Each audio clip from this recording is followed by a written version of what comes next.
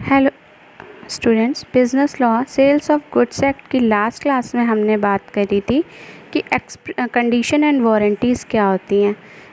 इसके बाद हम बात करते हैं ये कितने टाइप्स की होती हैं। दो टाइप्स की होती हैं, express condition and warranty. Second है implied condition and warranty. Express condition and warranty क्या हुआ, जब at the time of making a contract दोनों पार्टीज़ के बीच में लिख कर या बोल कर कंडीशन या वारंटीज़ को एक्सप्रेस कर दिया जाए तो वो कहलाएंगी express condition and warranties. Implied condition and warranty क्या है, जिसे at the time of making of contract express तो नहीं किया जाता पर लॉ के द्वारा ये इम्पोज किया जाता है कि both the parties eight the time of making a contract उन सारी इम्प्लाइड कंडीशन और वारंटीज़ को अपने कॉन्ट्रैक्ट में अप्लाई करें। इसके बाद हम बात करते हैं इम्प्लाइड कंडीशंस क्या होती हैं। ये गिवन है सेक्शन 14 से लेके 17 के बीच में। क्या क्या है implied condition, as to title, as to sample, as to merchantability, as to description, as to quality और एज टू होलसमनेस। अब हम एक वन बाय वन इन सब के बारे में बात करेंगे।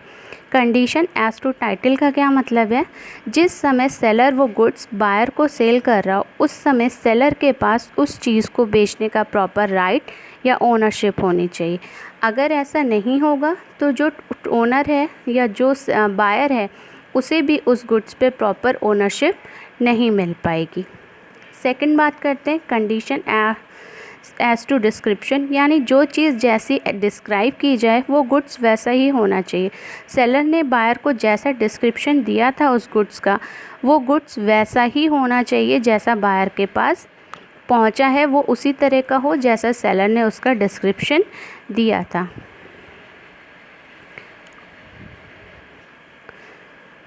फॉर एग्ज़ाम्पल, अगर सेलर ने बायर से कहा है कि वो उसे एक न्यू टाइपराइटर दे रहा है जो बिल्कुल नया है, पर जब डिलीवरी पहुंची उस बायर के पास तो उसने देखा कि वो मशीन जो है, वो टाइपराइटर जो है वो पुराना है और रिपेयर है, तो इस सिचुएशन में बायर क्या करेगा, कॉन्ट्रैक्ट को ख़त्म कर देगा, उसका अपना वो जो टाइपराइटर है सेलर को वापस कर देगा और अपना डैमेज सेलर से मांग लेगा। नेक्स्ट बात करते हैं कंडीशन एज टू सैम्पल। इसका भी वही मतलब है कि जैसा सैम्पल आपने बायर को दिखाया है सेम वैसे ही टाइप का गुड्स आपको बायर को डिलीवर करना होगा। अगर वो गुड्स वैसा नहीं हुआ तो उस सिचुएशन में बायर जो है गुड्स को रिटर्न कर सकता है और अपना डैमेज मांग सकता है। नेक्स्ट है कंडीशन एज टू क्वालिटी और फिटनेस। यहाँ पे हम बात करते हैं क्वालिटी और फिटनेस। जब आप कोई सामान किसी को बेच रहे हैं तो वो और उस समय बायर ने आपको अपना प्रॉपर पर्पस बताया है कि वो किस चीज़ के लिए उस सामान को ख़रीदना चाह रहा है, उसका पर्पस क्या है, तो आप उसे वैसा ही गुड्स प्रोवाइड करें जो उसके पर्पस को पूरा कर सकता हो। अगर आपने ऐसा गुड्स या सेलर ने ऐसा गुड नहीं दिया है तो उस सिचुएशन में बायर जो है कॉन्ट्रैक्ट को ख़त्म करेगा और अपना डैमेज सेलर से मांग लेगा। नेक्स्ट है condition as to merchantability. Merchantability का मतलब होता है बेटा बेचे जाने लायक, यानी सेलर जो बायर को गुड्स दे रहा है वो इस टाइप का हो कि उसे आसानी से बेचा जा सके इन द मार्केट। नेक्स्ट है condition as to wholesomeness. Wholesomeness का मतलब है हम उस चीज़ को आराम से यूज़ कर सकें, ईट कर सकें या उसको अप्लाई कर सकें अपने ऊपर।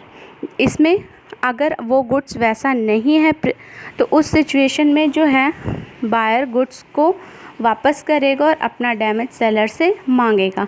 जैसे एक्स ने परचेज़ किया है एक मिल्क फ्रॉम वाई से, जो मिल्क प्रिज्यूम करने लायक या उसे यूज़ करने लायक नहीं था, तो उस सिचुएशन में एक्स जो है डैमेज मांगेगा किससे, वाई से।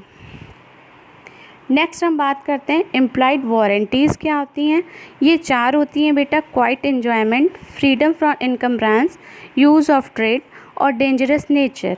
सबसे पहले बात करते हैं वारंटी ऑफ क्वाइट पोजीशन की। इसका क्या मतलब है, बायर को उसके गुड्स पे प्रॉपर राइट और प्रॉपर पोजीशन मिलना चाहिए। अगर ऐसा नहीं होता है due to sellers defective title तो बायर उस सिचुएशन में सेलर से अपना डैमेज मांग सकता है।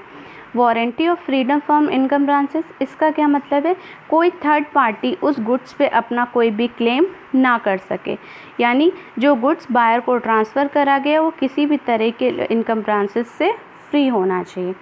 Next, warranty as to quality और फिटनेस, यानी वो गुड्स ऐसा होना चाहिए कि अगर वो बायर आगे उसे बेचना चाहे तो आराम से उसे बेच सकता है, उसकी क्वालिटी और फिटनेस अच्छी होनी चाहिए।